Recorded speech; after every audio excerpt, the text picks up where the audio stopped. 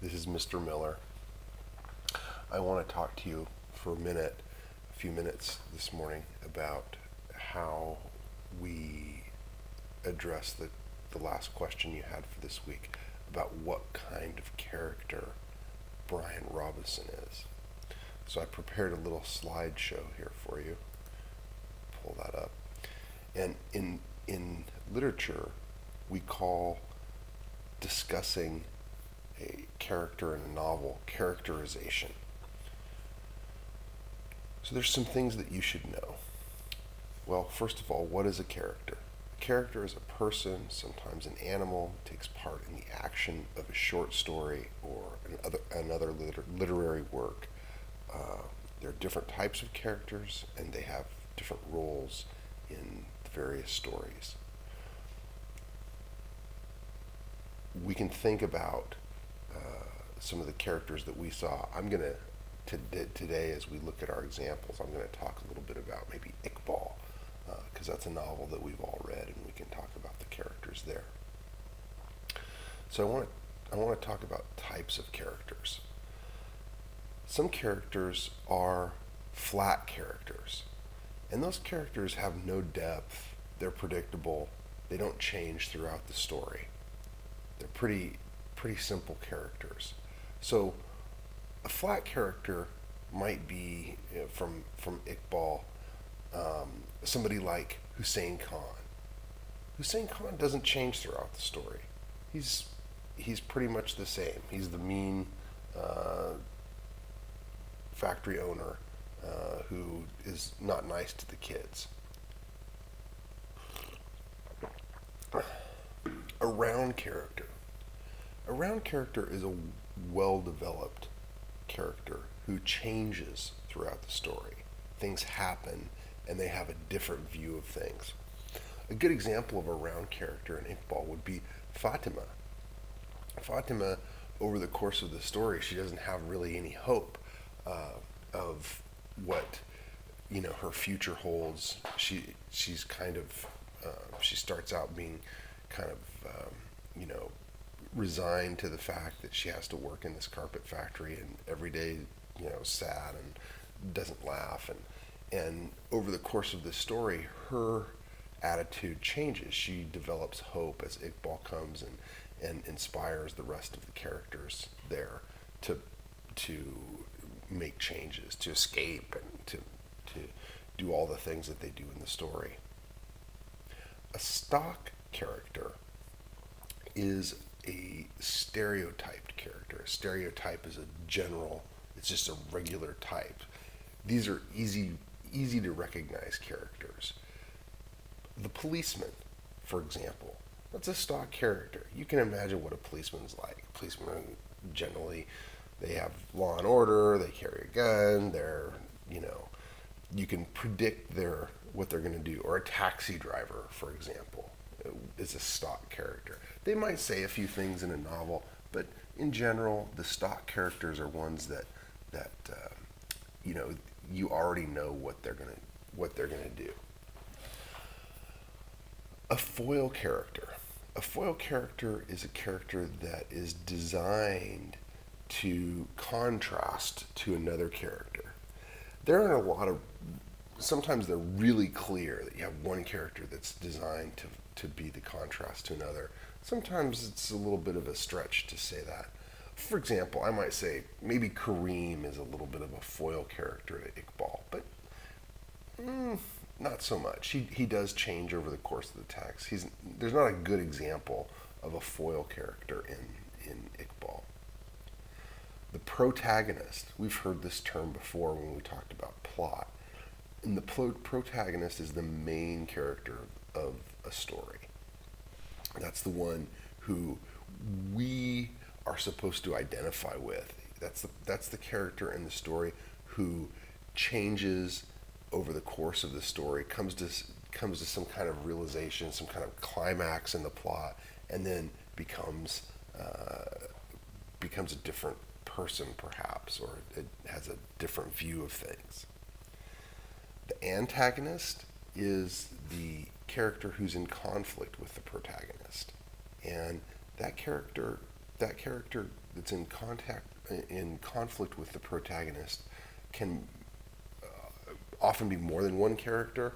Uh, they can also be very dynamic. They can be round characters, well developed. We know a lot about them. We find out who they are and what they're doing and where they're going. But we don't identify with them as much. We kind of think of them as the bad guy often. And then there's the narrator.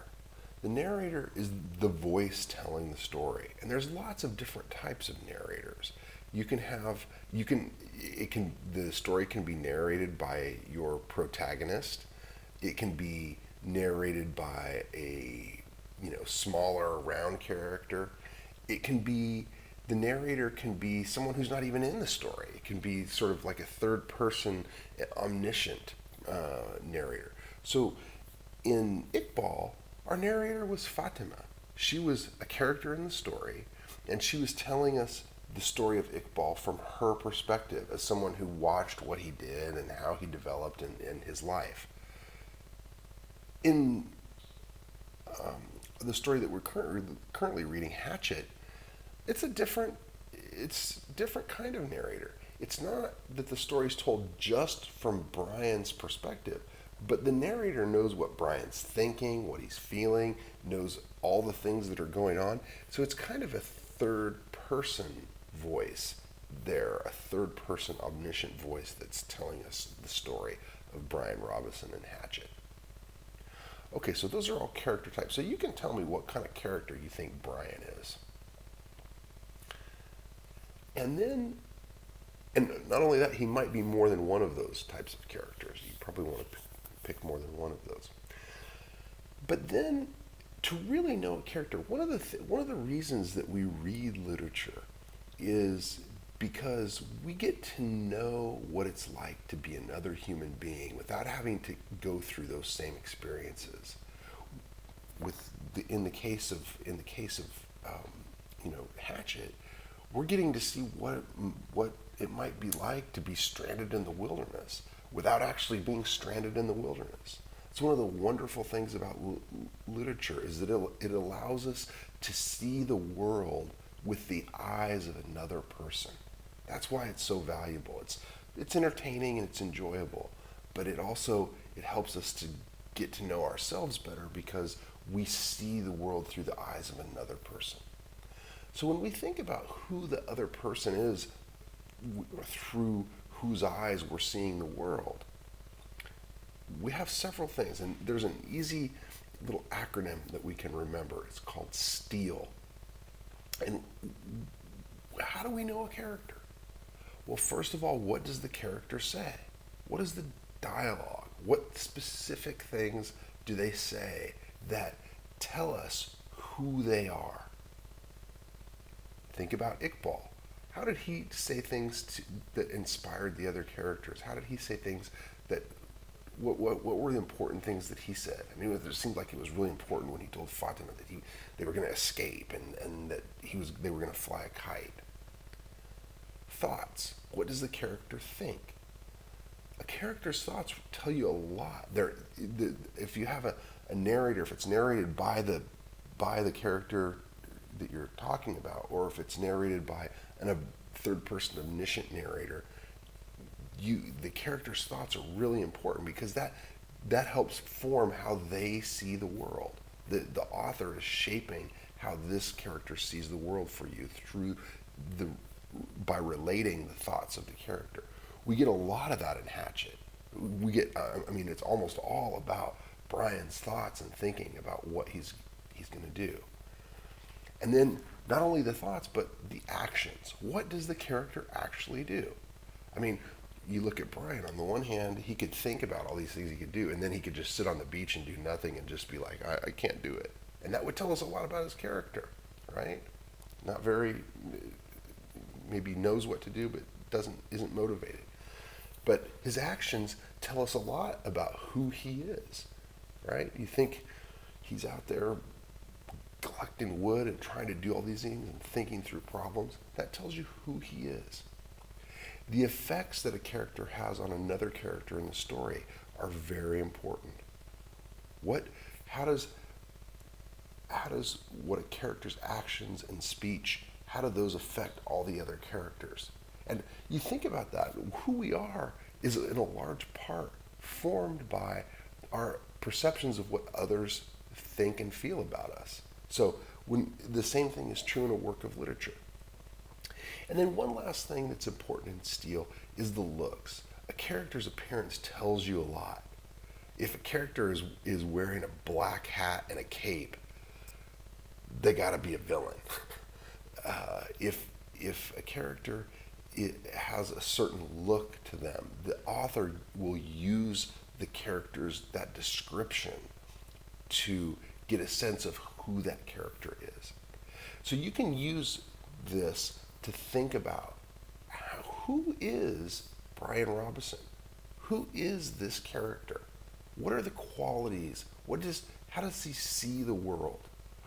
And so what I want you to do when you do your assignment is to figure out what type of character he is, but then who is this character? Who is this person?